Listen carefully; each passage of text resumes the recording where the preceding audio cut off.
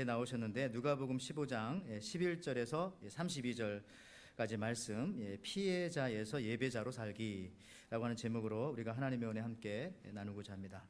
그 행복 총량의 법칙이라고 있습니다. 이런 말 들어보셨습니까? 설명하자면 이런 것입니다.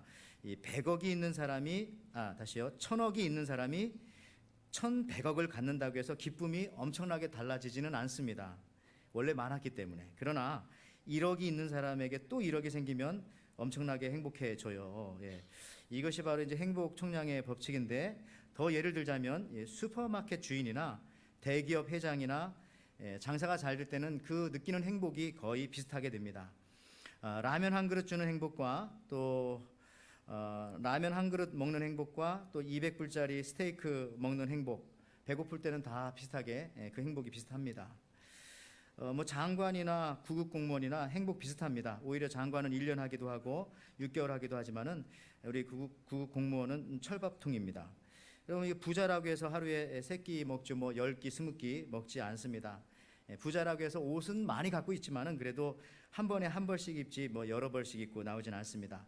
행복도 마찬가지입니다. 행복 총량은 같아요. 그러면 어떻게 하면은 하나님께서 주신 이 행복을 우리가 누릴 수 있을까? 그리고 반대로 그것을 방해하는 요인은 무엇일까? 오늘 말씀을 통해서 우리가 살펴보고자 하는 것입니다. 이 땅에 사는 많은 사람들의 마음속에 기쁨과 평안이 없는 것은 내가 손해보고 있다라고 하는 이 피해자 의식, 또 이 피해 의식 때문입니다. 여러분은 이 땅을 살아가면서 나는 피해자이다 라고 생각하시면서 살아가십니까? 아니면 나는 가해자다 라고 그렇게 생각하십니까? 손해보고 있다라고 생각하면서 살면 삶의 만족과 기쁨은 없어지는 것이 당연하고요. 더 나아가서는 우울하게 되고 그리고 좌절하고 또 실망합니다. 만나는 사람들마다 저 사람이 오늘 나에게 손해를 입힐 것이다 라고 생각하는 것보다는 좀 울리죠? 괜찮습니까? 여기만 그렇군요. 저가. 그러니까 우리가 만나는 사람마다 저 사람이 오늘 나에게 손해를 입힐 것이다 라고 생각하는 것보다는 저분이 나에게 오늘 도움을 주실 분이다 라고 생각하면은 항상 만남이 기쁘고 또 희망에 차고 매일이 두렵지 않고 기쁜 것입니다. 이제 미국 유학하면서 한국 학생들은 미국 교수님을 좀 피해 다닙니다. 말 시키고 물어보고 하시니까. 근데 미국 학생들은 교수님들과 자꾸 친해지려고 그렇게 하더라고요. 그 이유는 또 영어에만 있는 것이 아니라 한국적인 우리 문화에도 관계가 되어져 있습니다. 제가 어렸을 때 학교에서 중고등학교 다닐 때 선생님에게 안 걸려야 편하다 하는 그런 피해 의식이 좀 있었습니다. 그래서 가능하면은 선생님을 피했고요. 선생님들한테 담탱이라고 부르고 그랬어요. 혹시 여러분들 또 담임 목사님에게 또 담탱이라고 부를지 괜한 것을 가르쳐 드린 것 같은데, 어쨌든 또 이 학교 다닐 때 친구들이 선생님 보면은 자주 쓰던 말이 있습니다. 뭐라고 합니까? 야, 튀어. 그러면 이제 도망가고.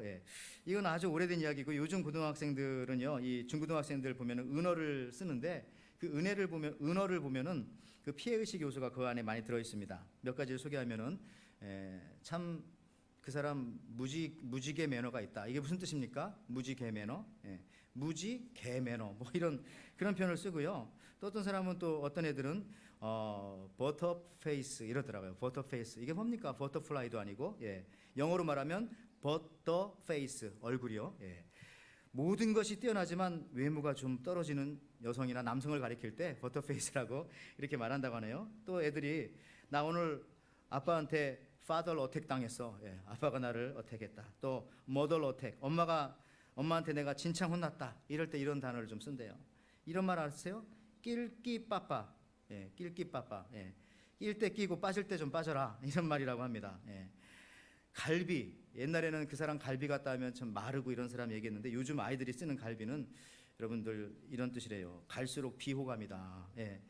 여러분, 이런 은어를 보면서 아이들이 사실은 자신을 드러내지 않고 어떠한 그 불만을 얘기하는 거잖아요. 어떤 피해의식 속에 있다라고 하는 생각 가지게 되었습니다. 우리 피해의식이 있으면 항상 과거를 생각하게 됩니다. 그리고 억울하다고 느끼게 됩니다. 이것이 얼마나 많이 내가 앞으로 나아가는 것을 가로막습니까? 우리가 이 땅을 행복하게 살려면 이 피해의식보다는 차라리 이 가해의식이 있어야 합니다. 여러분, 가해자라고 해서 기분 나쁠 것 없고요. 성경에서는 이것을 빚진 자다라고 그렇게 표현을 합니다. 로마서 1장 14절 말씀에 헬라인이나 야만인이나 지혜 있는 자나 어리석은 자에게 다 내가 빚진 자라. 그런데 요즘 이 어린 아이들로부터 시작해서 어른에 이르기까지 사회 곳곳에 이 피해 의식이 너무 많습니다. 그래서 이 피해자라고 생각하면은 뭘 해도 정당화될 수 있다라고 그렇게 생각합니다. 우리 한국 사람들 그래서 싸울 때 항상 먼저 쓰는 말이 있잖아요. 뭐라고 합니까? 야, 먼저 때려봐, 쳐봐. 그래서 상대방이 한 대만 치면 그 다음은 내가 물불을 가리지 않고 공격해도 된다. 이런 생각을 가지고 있는 겁니다. 자, 피해자만 되면 그 다음 뭘 해도 상관이 없다라고 생각하는 것입니다. 왜 이렇게 싸움이 많습니까? 왜 이렇게 불평이 많습니까? 나는 하나님을 예배하는 예배자입니다. 이렇게 고백하는 것이 아니라 나는 피해자입니다. 이렇게 생각하고 있기 때문에 거기에 묶여 살게 되면 이런 결과를 얻게 되는 것입니다. 여러분, 우리 구약 성경에서도 가인이 아벨을 죽일 때에도 자기는 피해자라고 생각했기 때문에 그게 가능했죠. 야곱이 아버지에게 거짓말을 할 때도 나는 피해자라고 생각했기 때문에 서슴없이 형에게 형인 척하고 자기 축복을 속여서 아버지로부터 받았던 것입니다. 야곱 보세요. 쌍둥이로 한날에 태어났지만은 누구는 형이기 때문에 장자가 되어서 재산 상속을 많이 받고 누구는 동생이기 때문에 뭐 거의 아무것도 못 받게 되어질 것 같으니까 이 피해 의식 속에서 담대하게 죄를 저질렀던 것입니다. 여러분, 우리도요 많은 경우 남을 속이고 남의 것을 빼앗는 경우 그런 생각입니다. 심지어 남의 집에 들어간 이 도둑이 훔치면서 생각하기를 내가 이 집에 사는 놈들보다는 낫다라고 생각하고 있기 때문에 그런 피해 의식을 갖고 있기 때문에 도둑질을 마음껏 하고도 양심의 가책이 없는 겁니다. 우리 한국 사람들은 자기보다 잘 살거나 큰 나라에 대해서는 다 이 놈자를 붙이잖아요. 일본 놈, 중국 놈, 뭐 미국 놈. 그런데 약한 나라에 대해서는 사람이라고 꼭 불러줍니다. 한국 사람들이. 그래서 태국 사람, 인도네시아 사람, 베트남 놈이라고는 하더라. 베트남 사람 이렇게 하잖아요. 그런 거 생각하면 이것도 일종의 피해 의식이 아닐까 생각합니다. 가끔 교회에서 여러분들 쓰는 말이라든지 아니면 우리 목사님들 설교하실 때도 보면은요, 뭐 목사가, 장로가 이렇게 말하는 사람들이 많이 있습니다. 뭐 권사가, 집사가. 아니 그냥 목사님이라고 불러주고 장로님이라고 불러주고 권사님이라고 부르면 되는데, 지금 생각해 보니까 피해 의식을 가진 사람들은요 절대로 다른 사람들한테 님자를 잘 붙이려고 하지 않는 성향이 있는 것 같습니다. 그래서 뭐 이장이, 뭐 반장이, 뭐 대통령이 막 그러잖아요. 여러분 그렇습니다. 일단 이 피해 의식이 들어오면은 뭐를 해도 된다고 하는 이 이상한 정당성을 스스로 갖게 되는 것입니다. 그래서 극악무도한 죄를 짓고도요 당당한 겁니다. 원수를 갚았을 뿐이다 이렇게 말하는 것이고요. 그래서 이 피해 의식을 이게 고치는 것이 참 중요합니다. 이것이 우리 마음속에 들어오지 못하게 하고 있더라도 나가게 해야 되죠. 이 피해 의식을 가진 남성 혹은 여성과 살면 의부증이라든지 뭐 의처증 뭐 이런 병리 현상까지 나타납니다. 여러분, 이 피해 의식이 성장하면은 그게 망상이 되는 거예요. 피해 망상. 그 망상이 성장하면은 그게 정신병이 되는 겁니다. 그래서 우리가 이 아이들을 이 교육시킬 때도요, 너 잘했어, 네가 무조건 오라 이렇게 말하면 나중에 병 걸려요. 물론 말로는 그렇게 안 하시겠지만 보여주는 이 비언어적인 메시지도 마찬가지입니다. 이렇게 해야 돼요. 네가 틀릴 수도 있어, 우리 한번 다시 생각해보자. 너 말고 걔가 오를 수도 있어. 이렇게 해야죠. 네가 무조건 오라고 하는 것을 언어 혹은 비언어적으로 가리키게 되어지면 그 시간이 어떤 시간이냐, 피해 의식의 씨를 심어주는 그런 아주 무서운 시간이 되는 겁니다. 그래서 나는 항상 피해를 당하고 항상 사람들이 나를 미워하고 나는 손해보고. 여러분, 요즘 젊은이들도요 연애할 때 여자친구들로부터 받는 몇 가지 곤란한 질문들이 있다고 합니다. 특히 이 피해 의식이 있는 여자친구로부터 이런 질문을 받으면 우리 남자 청년들은 손발이 떨려오기 시작한다고 합니다. 이런 질문이죠. 여친은 여자친구입니다. 여친이 뭐 잘못했는지 알지? 그러면 잘 모르는데 안다고 하니까 안다고 할 수도 없고 모른다고 할 수 없고 잘못 말을 꺼내면 끝나는 겁니다. 무섭죠. 또 두 번째 이런 질문. 자기야, 나 살찐 것 같아? 이때도 아니 예뻐 그러면 응 살찐 거 맞구나 이렇게 얘기하고 응이라고 말하면 그날로 그냥 관계는 끝나는 겁니다. 또 이런 질문. 자기야, 나 얼마큼 사랑해? 여친이 그러면 이때 하늘만큼 땅만큼이라고 하면은 식상하다고 야단 맞고요. 또 이렇게 저 지구 밑에 있는 핵에서부터 저 우주 끝까지라고 말하면은 그것은 현실성 없는 대답이라고 또 그냥 야단을 맞고. 이때 또 남자가 지혜를 발휘해서 이 질문을 모면하기 위해서 여친에게 그럼 자기는 나를 얼마나 사랑해? 그러면은 하는 말이 내가 먼저 질문했잖아. 그러면서 또 야단 맞고. 예? 여러분들 결혼한 사람들도 마찬가지죠. 부인이 남편에게 여보 왜 전화 안 받았어? 응, 무음으로 해가지고 핸드폰 가방에 넣어서 그래. 그러면 여보 지금 어디야? 나 지금 지하철 타고 집에 가고 있어. 그러면 그럼 사진 찍어 보내봐. 요즘에 뭐 보통 이렇게 한다고 합니다. 여러분 이 피해 의식을 가진 이 부부 관계 또 인간 관계 이거는 굉장히 힘듭니다. 이렇게 해도 힘들고 저렇게 해도 힘들고 여러분 그런데요 우리가 예수 믿으면 이제 이 피해 의식이 아니라 오히려 이 가해자 의식 내가 잘못했구나 빚진 자 의식 더 나아가서는 용서받은 죄인의 이 생각을 가지고 살아가는 것입니다. 그래서 로마서 1장 14절에도요 다시 한번 헬라인이나 야만인이나 지혜 있는 자나 어리석은 자에게 다 내가 빚진 자라. 그러니 항상 사람들에게 겸손할 수밖에 없고 친절하고 상냥하고 이해하는 그런 사람들이 되기 때문에 많은 사람들로부터 환영받고 또 사랑받을 수밖에 없는 것입니다. 여러분 지난번 말씀드렸지만 우리 베트남은요 한국의 이 박항서 집사님 박항서 축구 감독이 가서 맨날 아시아에서만 꼴찌만 하던 그 나라를 준결승까지 올라가게끔 했고요. 그 이후로도 그 신화는 지금도 멈추지 않고 있다고 합니다. 그런데 이 베트남 사람들이 한국 사람들을 참 좋아합니다. 그런데 참 역사적으로 보면 이 베트남 전쟁 때에 미국도 갔지만 한국 군인들도 맹우부대 이런 부대가 가가지고 참 물론 전쟁 중이었지만 나쁜 일을 좀 많이 했습니다. 민간인을 좀 죽이기도 하고. 그런데 지금 이 베트남 사람이 한국 사람들을 그래도 싫어하지 않는 이유가 여러분 뭔지 아세요? 가서 물어본대요. 우리가 참 너희들한테 미안하다 그때 그렇게 말하면 이 베트남 사람들이 이렇게 말한대요. 당신들도 그때 돈이 없어가지고 그랬잖아. 너희 나라도 힘들어서 당신들 그러고 싶어서 그런 거 아니라는 거 내가 다 안다. 이런 식으로 이제 나온다고 합니다. 참 이런 말 하는 거 보면서 야, 이 베트남 사람이 참 이 베트남이라고 하는 나라가 가능성이 좀 있구나. 왜냐하면은 이 피해 의식이 크지가 않잖아요. 다 이해하려고 하고. 그래서 우리 한국 사람들은요 이 빚진 자 의식을 가지고 이 베트남이나 이런 나라에 자꾸 이 선교사를 좀 많이 보내고 하나님의 복음을 좀 많이 전해야 되겠다 이런 생각을 하게 되었습니다. 뭐 어차피 얘기했으니까 이 베트남을 칭찬 한번 더 하자면은 우리나라 그 나라의 인구 중에 베트남 인구 중에 20살 밑에 있는 인구가 그 나라 인구의 60%가 된다고 합니다. 그러니까 이게 엄청 젊은 나라예요. 그러니까 앞으로 가면 갈수록 이게 예수님의 복음만 전해지면 참 크게 사용될 그런 나라다 하는 생각하게 되었습니다. 어쨌든 특히 민족성에 있어서 피해 의식이 없으니까 더욱 그러할 것이다. 그래서 참 그 나라 젊은이들에게 주의 복음을 많이 전해야 되겠다 하는 생각을 또 하게 됐습니다. 여러분 오늘 읽었던 그 본문 우리가 너무나 잘 아는 본문입니다. 저도 1년에 한두 번씩은 설교할 수밖에 없는 이 누가복음 15장의 이 말씀 그만큼 기독교 복음에 대해서 가장 잘 설명한 본문입니다. 그래서 마틴 루터도요 말하기를 이렇게 말했어요. 나에게 한 편의 설교만 하라고 한다면 나는 누가복음 15장을 가지고 설교할 것이다 할 정도로 복음을 성경에 있는 말씀 중에서 가장 잘 전달하는 그런 내용입니다. 이 본문의 제목을 흔히들 돌아온 탕자다라고 이렇게 별명을 붙이고 있는데요. 어떤 신학자들은 그런 말을 하죠.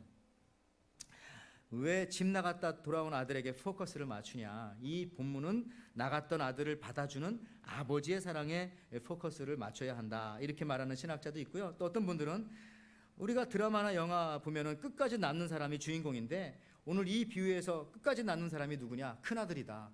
그래서 큰아들이 주인공이다 이렇게 말하는 사람도 있습니다. 저는 오늘 여기에 동의하고 싶습니다. 이 큰아들이 주인공일 수 있겠다. 왜 그러냐 하면 오늘 이 본문을 누구를 들으라고 우리 주님께서 하신 말씀입니까? 아버지 들으라고 한 얘기는 아닐 테고 돌아온 탕자는 이미 변화받았으니까 아닐 테고 결국은 집 안에 있는 이 큰아들과 같은 사람한테 주시는 그런 말씀이라는 것입니다. 아버지에게 두 아들이 있었습니다. 둘째 아들이 아버지에게 재산 중 자신의 몫을 달라고 하여서 집을 나갔습니다. 여러분 이스라엘에서는 사실 둘째는 아무것도 아닙니다. 대부분의 재산이 다 큰아들에게 돌아가게 되어져 있습니다. 더군다나 오늘 본문을 보면은요 형이 그렇게 착한 사람이 아닌 것 같습니다. 왜냐하면은 말도 없이 그냥 일만 하는 일 중독에다가 동생이 집을 나갔는데도 한 번도 동생을 찾지 않는 매정한 사람인 것을 우리가 알 수가 있습니다. 그래서 아마 이 둘째가 그렇게 생각했을 것 같아요.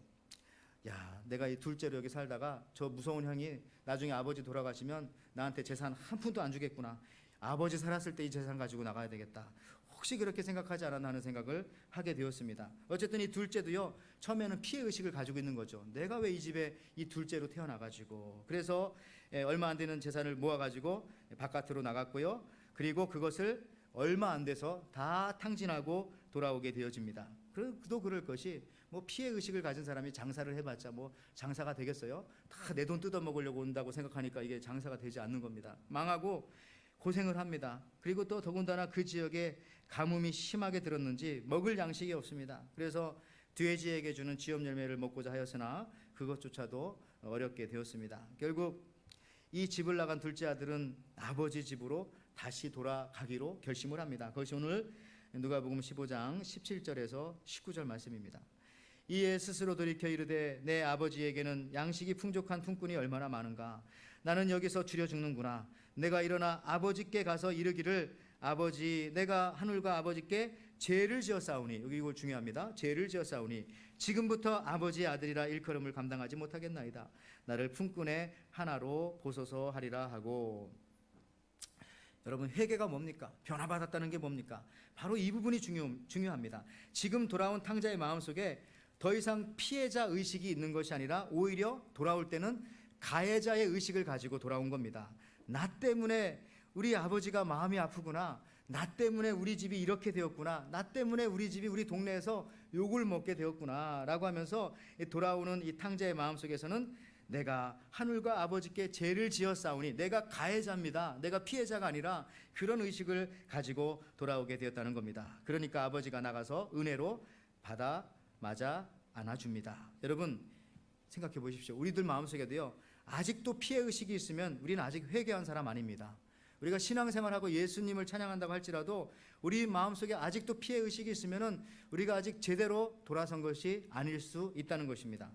누가복음 15장 20절 21절 계속해서 읽으면요, 이에 일어나서 아버지께로 돌아가니라. 아직도 거리가 먼데 아버지가 그를 보고 치근히 여겨 달려가 목을 안고 입을 맞추니 아들이 이르되, 여보 또 나오잖아요. 아버지 내가 하늘과 아버지께 죄를 지었사오니 지금부터는 아버지의 아들이라 일컬음을 감당하지 못하겠나이다 하나. 결국 그의 마음은 피해의식으로 가득 차 있었다가 이제 돌아올 때는요, 아버지 품 안에 안겨서 내가 피해자가 아니라 가해자입니다. 내가 죄인입니다. 내가 아버지께 빚진 자입니다 라고 말하는 거죠. 아버지, 제가 아버지의 마음을 아프게 해드린 놈입니다. 제가 이제 죄인입니다. 저는 이제부터 아버지께 빚진 자입니다. 아버지 차라리 저를 아들이라 부르지 말고 종처럼 여겨주십시오. 아버지는 이렇게 말하죠. 됐다, 그만해라. 너는 이제 내 아들이다 라고 하면서 이제 안아주시고 가락지를 껴주십니다. 근데 여기까지는 좋았는데 그 다음 스토리가 어떻게 됩니까? 집안의 잔치 분위기가 막 만들어지고 좋아요. 막 송아지를 잡습니다. 이제 먹고 즐기는 파티 시간이 준비되어집니다. 그런데 그때 큰아들이 어떻게 됩니까? 멀리 집에서 들려오는 이 풍악 소리와 이 춤추는 소리를 듣게 됩니다. 눈치 빠른 이 큰아들은 자기 동생이 돌아왔기 때문에 아버지가 잔치를 벌려주겠다는 사실을 알게 됩니다. 이때 큰아들의 마음속에 그동안 숨어 있었던 이 피해의식이 역시 또 올라오기 시작합니다. 아니 저놈 때문에 내가 피해를 보게 되는구나. 그렇게 아끼던 송아지를 잡다니 나는 지금 이렇게 개고생하고 있는데 저놈 때문에. 그러면서 이 큰아들이 집에 들어가지도 않는 거예요. 여러분 그거 아세요? 윗사람이 아랫사람한테 막 막대하면 그걸 뭐라고 합니까?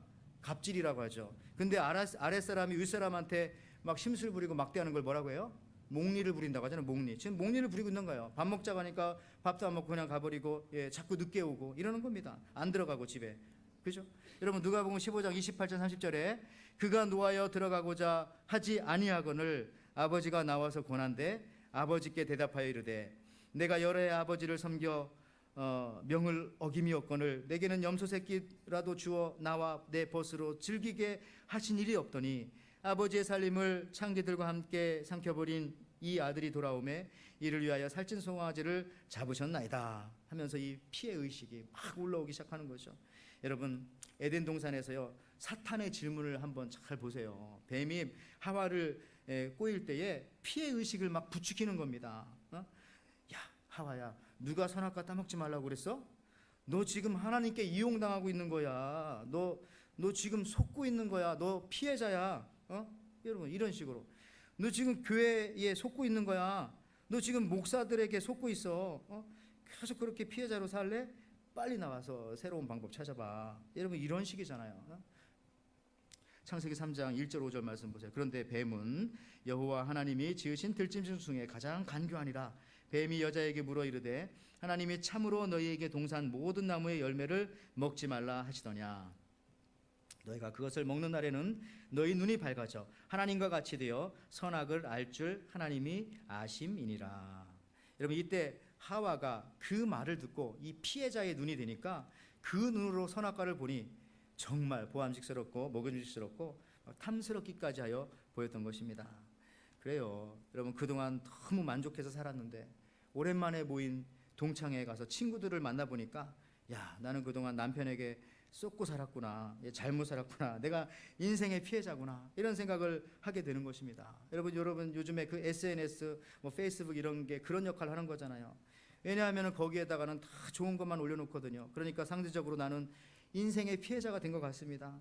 늘 부족하고 나는 여행도 못 가고 늘 배고프고 늘 찢어지게 가난한 것 같고 막 거지같이 사는 것 같고 나를 막 피해자로 전락시키는 거예요. 사실 거기 올린 사람들도 그 1년에 한 번 내지는 그렇게 하는 건데 말이죠. 그리고 주일 예배 몇 번 빠지고 세상 친구들과 여행 다니고 놀다 보니까 야 그동안 내가 신앙생활의 피해자가 되었구나. 이렇게 살 일이 아니구나. 이런 생각을 또 하게 되는 것입니다. 여러분 그렇다면은요 이 피해자 의식 이거 어떻게 해결해야 됩니까? 이 피해자 의식을 어떻게 빼낼 수가 있습니까?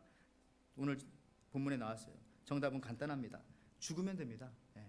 그냥 여러분들 죽으라는 게 아니라 나의 그 옛날 자아, old self가 나의 옛 자아가 예수님과 함께 죽는 겁니다.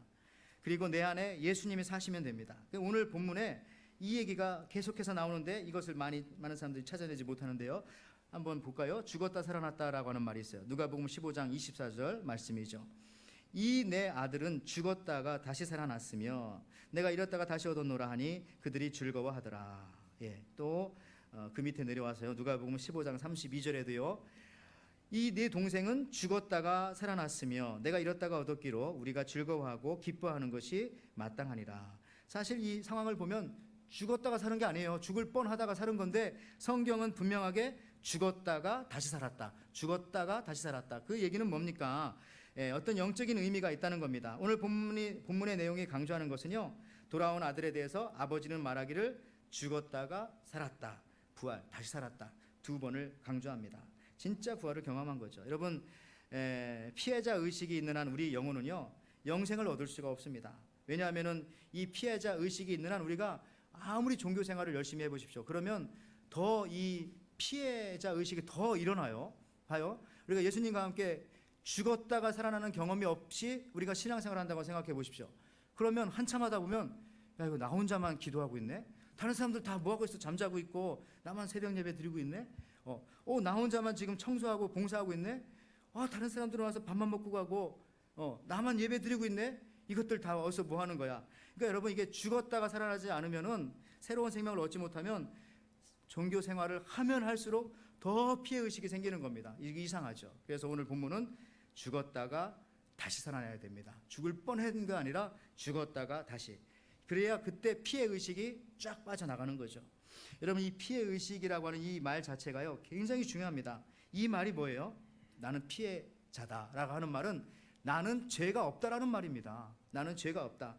너희들이 다 죄인이고 너희들 때문에 내가 이렇게 이 잘못을 한 것이지 나는 죄가 없다. 이게 바로 피해자 의식입니다. 즉 죄가 없다라고 하는 사람은 절대로 하나님을 만날 수가 없습니다. 왜냐하면 죄인이라고 하는 것을 인정해야 하나님을 만나고 예수님을 통해서 구원받는 것이죠. 그러니까 피해 의식을 아직도 가지고 있다라고 하는 것은 굉장히 위험한 상황이고요. 하나님을 제대로 못 만날 수도 있어요. 그래서 우리가 이 피해 의식을 빼내는 방법이 뭐냐? 예수님과 함께 죽어야 됩니다. 그리고 새로운 생명을 가지고 다시 태어나야 되는 것입니다. 성도 여러분 이걸 기억하십시오. 하나님의 새로운 역사는요 항상 죽음으로부터 시작됩니다. 세상의 역사는 죽으면 끝난다고 생각하지만 하나님의 역사는 죽음으로부터 시작됩니다. 그때부터 정복이 시작되고 그때부터 새로운 시대가 열리고 그때부터 새로운 것을 얻게 되어집니다. 대표적으로 여호수아 1장 1절과 사사기 1장 1절 보면요. 여호수아 1장 1절 보십시오. 1장이잖아요. 1장 1절 뭐라고 합니까? 여호와의 종 모세가 죽은 후에 여호와께서 모세의 수종자 눈의 아들 여호수아에게 말씀하여 이르시되, 죽음으로부터 새 시대가 시작하잖아요. 죽는 겁니다. 죽어야 돼요. 모세가 죽어야 여호수아의 새 시대가 오는 겁니다. 우리의 옛 자아가 죽어야. 또 사사기 1장 1절 똑같습니다. 여호수아가 죽은 후에 이스라엘 자손이 여호와께 여쭈어 이르되 우리 가운데 누가 먼저 올라가서 가나안 족속과 싸워서 그 땅을 차지하겠습니까? 여러분들, 그렇죠. 죽음으로부터 새로운 것이 시작되는 것이 하나님의 역사입니다. 우리가 예수님과 함께 죽어야 우리 안에 있는 이 피해 의식들이 다 사라지게 되어진다는 겁니다. 그것이 없으면은 우리가 신앙생활 하면서도 계속 이 생각이 우리 속에서 우리를 괴롭히고 우리를 집어 끌 것입니다. 예수님도 말씀하셨죠. 예수님께서도 십자가의 죽으심으로 새 시대를 열어놓으셨습니다. 누가복음 5장 10절 말씀에 곧 우리가 원수 되었을 때에 그의 아들의 죽으심으로 말미암아 하나님과 화목하게 되었은지요. 예수님 죽으심으로 하나님과 하나가 되어지는 새 시대가, 새로운 세대가 열리게 된 거죠. 오늘 집 나갔다 돌아온 아들 탕자도요, 죽었다가 살아났기에 그가 죽을 때 피해의식 사라지고 빚진 자로 또 아버지께 용서받은 죄인으로 그렇게 사랑과 긍휼을 구하며 다시 돌아올 수 있었던 것입니다. 나는 피해자가 아닙니다. 나는 오히려 가해자입니다, 하나님. 그래서 교회에 오면은 늘 죄송하고요. 그래서 예수님의 은혜가 더욱더 필요합니다. 그래서 나는 더 죽어야 합니다. 그리고 예수님과 함께 새롭게 태어나야 합니다. 이것이 기독교 신앙의 기본입니다. 그리고 이 모든 것을 경험하신 분들이 바로 저와 여러분들이 되기를 바랍니다. 여러분, 죽어야만 진정한 예배가 되는 겁니다. 그래서 이 고린도전서 15장 31절에도요, 형제들아 내가 그리스도 예수 우리 주 안에서 가진 바 너희에 대한 나의 자랑을 두고 단언하노니 나는 날마다 죽노라. 날마다 죽는다는 얘기가 뭡니까? 나는 날마다 하나님 앞에 예배로 내 자신을 드린다. 예배, 구약 성경에서는요, 예배자가 된다는 것은 제물이 된다는 겁니다. 하나님 앞에 드려졌던 모든 제물은 죽어야 바칠 수 있는 겁니다. 양을 끌고 오고 소를 끌고 오면은 산채로 바치는 것이 아니라 그것을 죽여서 내장을 끌어내고 껍데기를 벗기고 깨끗하게 해서 하나님 앞에 드렸던 것이죠. 그와 마찬가지로 이 신약 시대에, 오늘 이 시대에도요, 우리가 죽어야만 하나님 앞에 온전한 예배자가 될 수 있는 것입니다. 제물이 되어야 바쳐질 수 있거든요. 여러분, 그래요. 이 존 칼빈이 말을 빌리면은요, 용서받은 죄인만이 하나님 앞에 예배를 드릴 수 있는 겁니다. 여기서 용서라는 말도 중요하지만 용서받은 죄인이에요. 우리는 죄인. 그렇지만 용서받았지만요. 즉 이 죄인의 심정을 가진 사람만이 예배자가 될 수 있는 겁니다. 왜냐하면은 제물로 드려지기 때문에. 반대로 이 피해자 의식을 가진 사람은요, 진정으로 결코 예배를 드릴 수가 없습니다. 구경은 할 수 있겠죠. 제물이 되어서 잡혀 죽어서 하나님께 드려지지 않기 때문에 그렇습니다. 끝으로 다음 이야기를 하면서 이제 말씀을 좀 마치겠습니다. 우리 이 독일의 위대한 작곡가였던 베토벤은요, 그를 사랑했던 여인이 어느 날 갑자기 떠나고 그리고 갑자기 난청, 귀가 들리지 않는 그러한 상황이 닥쳐오게 되었습니다. 그래서 큰 절망에 빠졌습니다. 현실의 무게를 도저히 이길 수 없었던 이 베토벤은요, 마지막으로 수도원을 찾아가서 이 수도사에게 인생의 조언을 구합니다. 그랬더니 수도사는 저기 방에 가가지고 나무 상자 하나를 가지고 오더니 그 안에 구슬이 들어있다고 말하면서 구슬을 꺼내라고 말했습니다. 이렇게 겉으로는 보이지 않습니다. 이렇게 꺼내는데 꺼냈더니 검은 구슬이 나왔어요. 그러니까 또 한 번 베토벤한테 하나 더 꺼내라고 그랬더니 역시 또 검은 구슬이 나왔습니다. 수도사가 그때 이렇게 말했죠. 상자 안에는 10개의 구슬이 있는데 8개는 검은색, 2개는 흰색이라네. 어떤 사람은 흰 구슬을 먼저 뽑아 행복과 성공을 먼저 이루기도 하지만은 다른 이들은 자네처럼 계속해서 검은 구슬을 뽑아 삶이 어려워지기도 한다네. 그러나 중요한 사실은 아직도 상자 안에는 8개의 구슬이 남아있고 그 중에는 분명 흰 구슬이 들어있다는 것이라네. 그리고 그 흰 구슬을 뽑을 확률은 더 많아지겠죠. 여러분, 제가 설교 초반에 말씀드렸던 것처럼 행복 총량의 법칙을 여러분 기억하시기를 바랍니다. 그래서 인간은 인생길 누구에게나 같은 양의 행복이 주어진다는 겁니다. 이거 믿으세요. 하나님은 악인이나 선인이나 다 해를 주시고 다 비를 내려주시잖아요. 우리 인간은 태어날 때 하나님께서 다 충만하게 누릴 수 있는 행복을 이미 주신 겁니다. 그래서 삶이 순탄한 사람이라도요, 언젠가는 불행해질 때가 있고 불행한 사람이라도 행복해질 때가 있는 법입니다. 삶에는 행복과 마찬가지로 언제까지나 계속되는 불행은 존재하지 않습니다. 바로 이것이 우리가 고통 중에도 희망을 품고 살아가는 이유죠. 로마서 5장 3절 4절에 다만 이뿐 아니라 우리가 환난 중에도, 환난은 검은 구슬이라고 보십시오, 즐거워하나니 이는 환난은 인내는 연단은 소망을 이루는 줄 알미로다. 여러분, 예수 믿는 사람은 지금 삶이 조금 힘들다고 생각되어도요, 피해의식을 가지고 실망할 이유가 하나도 없습니다. 예수님께서 그걸 다 해결해 주셨거든요. 삶이 언제 또 바뀔지 모르기 때문에 그렇습니다. 하나님께서는 갑자기 역사하시거든요. 오늘 밤 너희가 이 이집트를 떠날 것이다. 오늘 밤. 하나님의 역사는 항상 오늘 밤, 내일까지 가지 않습니다. 기대하십시오. 하나님은 그리고 공평하십니다. 앞에서 안 나왔으면 뒤에서 나오게 하십니다. 여러분, 행복의 총량은 누구에게나 변함이 없으며 유효하다는 사실을 여러분 기억하시기를 바랍니다. 또한 나아가서는 여러분, 혹시나 제 마지막으로 하나 이렇게 이 얘기를 할까 말까 하다가 할 텐데, 우리 자녀들을 키우시는 우리 부모님들 여기 많이 계십니다. 특히 이제 뭐 중학생들, 말 안 듣는 사춘기. 근데 여러분, 요즘에는 뭐 7살, 뭐 3살도 사춘기가 있으니까요. 들으시기 바랍니다. 부모님들은요, 행복 총량의 법칙처럼 이 질알 총량의 법칙이 있다는 사실들을 꼭 기억하시기를 바랍니다. 조금만 참으면 된다는 거예요. 왜냐하면은 이 질알 총량의 법칙이 있기 때문에 지금은 어려운 자녀가 나중에는 괜찮아진다는 겁니다. 왜냐하면은 떨 질알을 지금 다 떨기 때문에 이게 설교 용어로 맞는지 모르겠지만 어쨌든 여러분, 이것을 여러분 가정에도 대입해 보세요. 남편이 그렇습니까? 부인이 그렇습니까? 행복 총량의 법칙처럼 불행 총량의 법칙도 있는 것입니다. 하나님은 공평하세요. 여러분, 이 사실을 알 때 우리가 감사할 수 있는 거고요, 피해 의식도 가질 필요가 없는 것입니다. 그래서 절망하지 않습니다. 또한 더 나아가서는 교만하지도 않게 되는 겁니다. 이제 우리 사랑하는 에덴 성도 여러분, 이 믿음을 가지시고 항상 승리하시는 이 한 주가 되시기를 주님의 이름으로 축원을 드립니다.